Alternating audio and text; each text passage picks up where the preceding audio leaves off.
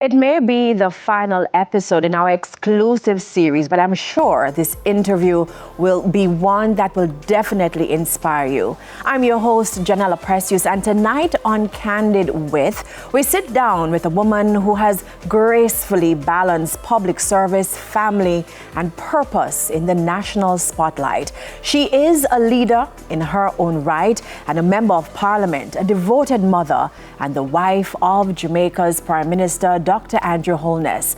But beyond the titles and public life, there is a deeper story, one shaped by resilience, quiet strength, and a commitment to making a meaningful impact, navigating both personal and public responsibilities on such a visible stage is no small task. And tonight, we find out more about the purpose that continues to guide her. This is Candid with Mrs. Juliett Holness. Thank you so much for joining us, Mrs. Holness. Now, as we joked before, do I call you Juliett? Do I call you Mrs. Holness? Call me Jules. Call me what Andrew calls me. Who calls you Jules? Andrew. My mom, strangely enough, called me Mommy Jules.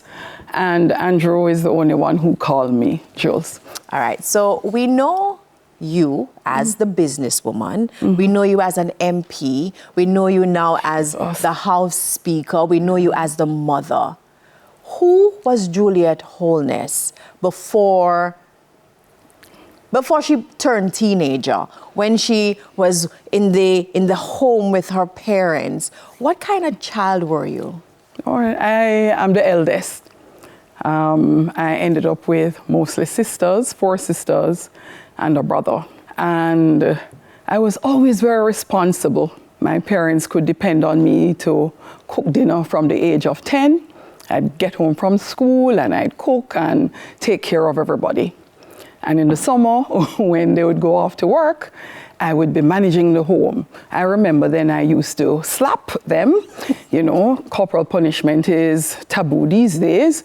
And I'd lock them on the veranda between the grill to outside and the door to inside while I would clean and I'll cook and I'll organize. So I was probably always a mother, always a caregiver in many ways, and somewhat serious, but I had some fun times.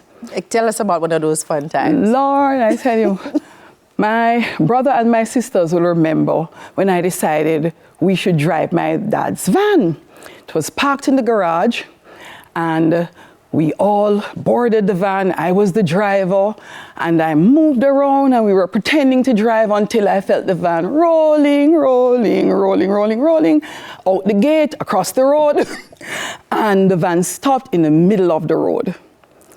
I am saying, to God be the glory, that we are all safe, because when the neighbors helped to push the van back inside, immediately after that, there came a truck.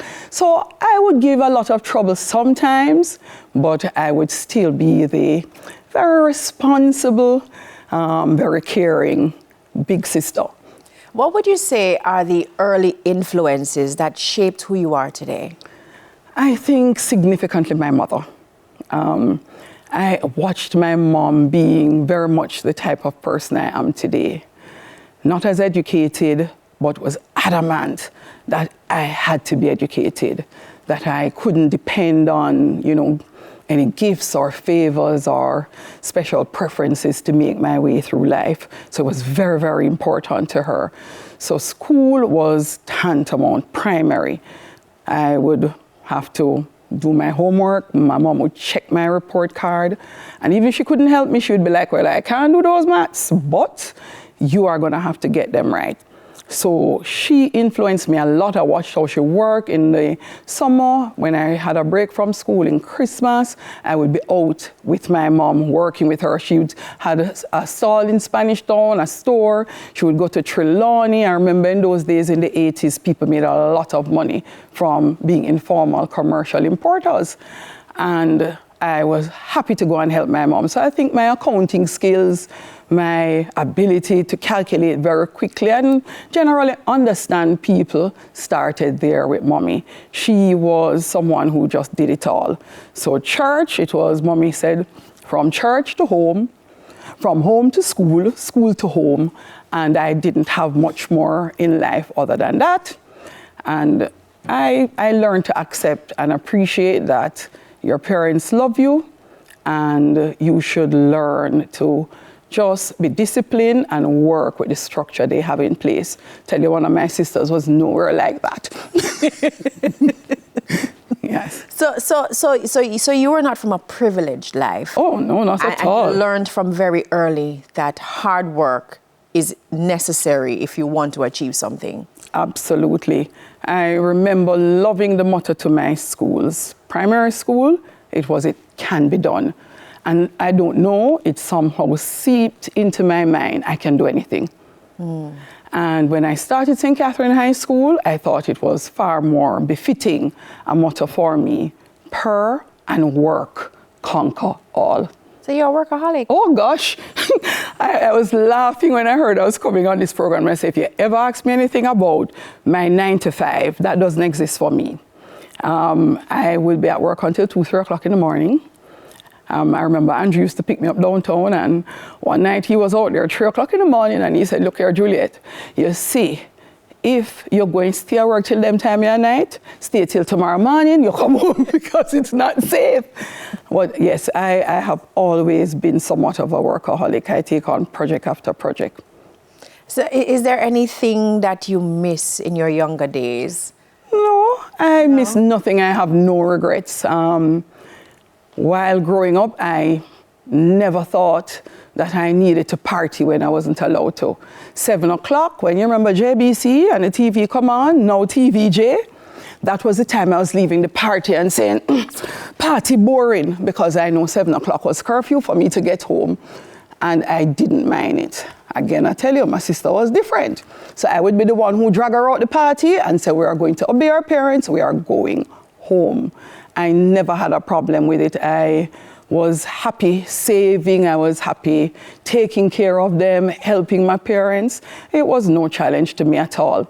At church, I remember my mom used to feed mostly senior citizens and sometimes the children on the street. I got involved. So every Sabbath I was at church, helping to share food and eating with everybody who came to church on a Sabbath and either had or didn't have. And it was good for me because I learned from very early that God has made us all equal. There's nothing that makes any one of us better than the other. And I love that. Mom told me nobody's better than you, but equally, you're not better than anyone else. And I think that environment literally has shaped me, sitting, eating from the wealthiest to the poorest in church, and we'll all be together, and you realize there's nothing special about you, nothing that makes you any better, and you should be happy to serve, happy to help, happy to get involved and assist where you can. So you speak a lot about your home life. What kind of student were you? Were you the brightest in the class? Lord!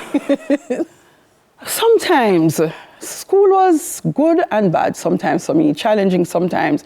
So first form, I was the tallest person in the class and the tallest person in first form. I was taller than Andrew. I don't know what happened. So I was like super tall, and I guess I stood out because of it. First form was fairly okay. I think as a child in school, I was still a bit naive. I learned that as I went along, I was a little bit more sheltered, and many of the things other children were, exposed to, I really wasn't. But I learned early to just sit quietly and listen and observe. And I found that fun. I mean, I'm going to tell you them candid things there. The children, they're never easy. But I learned a lot more from them. My parents used to use a lot of parables and a lot of, they would be telling me when I'm going to school, about birds and bees, and I'm confused. I gave someone a joke that mommy told me when I was young, when the man wants the milk and he can get it free, he won't bother buy the cow. I got a lot of these from my mom, and when my grandma visited, the same. And I would sit there trying to figure out these riddles. So for school, I found that children were just far more exposed. I would sit, I would listen, I would learn. Did terrible at Spanish, but I was excellent at maths, I was excellent at accounting, and the first form was a blast. I will have to tell you about second year, because by the time I got into second form, I was now into school. So I joined every club there was in the school, every last one. Drama club, this, that, I gone to pantomime, all over the place. When the result card come, I mean, never do good. My mother was at school. I pass and see her like this on the wall, beating the wall, and I said, Jesus, I'm in trouble. So one friend said, Jules, that look like your mother. I said, no, I don't know that lady. And I knew that I was going to get it for not doing well in second form. And after that, history. Best and the brightest. I focused because mom beat it into my head. Look, you have to do well. You cannot depend on your parents being around forever. And your own desire to be educated and to be driven and to be the best version of yourself is something that is always going to go with you. No one can take that away from you, and no one will be able to help you in the way that you think forever. So at some stage, this has to be up to you. And it helped, because after that, third, fourth, fifth form, I was doing exceedingly well. So that was a teachable moment. Oh gosh, I have never forgotten it. My mom was hard in some of the lessons she taught me. When I was probably about 8 or 9 years old, she had 7 cents on her bureau. And one night I was passing and I saw it and I said, Choice, they could change. And I took it up. Lord, the money go drop. When it fell, Mommy woke up and said, Juliett, is that you? I said, yes, Mommy. What are you doing? Nothing, Mommy. What do you have in your hand? I showed it to her. And she said, where did you get that? I said, oh, quickly, Howie, my cousin. She said, no problem, sweetheart, go to bed. And I went to sleep. In the morning, Mommy woke up. I have never forgotten, it was a Saturday night. Sunday morning, she said, come, we're going down to Howie. I said, Jesus, me in trouble. And we went. And she said, did you give this money to Juliett? This is me around behind my mother. And Howie said, no, Auntie, I didn't give it to her. She said, Jules, come. And we walked up nicely. I got a proper scolding. And when I was complaining to Mommy that something caught me when she hit me, Mommy said, no problem, let me get something for you, alcohol. And then she tied me onto the gate. And I sat there at the gate and everybody passing to me here, morning, morning. And I couldn't understand the lesson. A friend of hers came and she told my mom, don't do it, this is really too harsh for her. And my mom said, liar and thief walk together. If you lie, you will thief. If you thief, you will lie. You must never lie and you must never steal. That was a teachable moment for me. And I have lived my life not coveting anything that anyone has because of it. And I'm happy for those lessons. I think some of the lessons that many of us still need to have today. We're just getting started. Yeah. We're just getting started. And I'm so happy you are here with us and that people are able to be inspired by your words. When we get back, we focus on strength, balance, and womanhood. Candid with Juliett Holness. We'll be right back.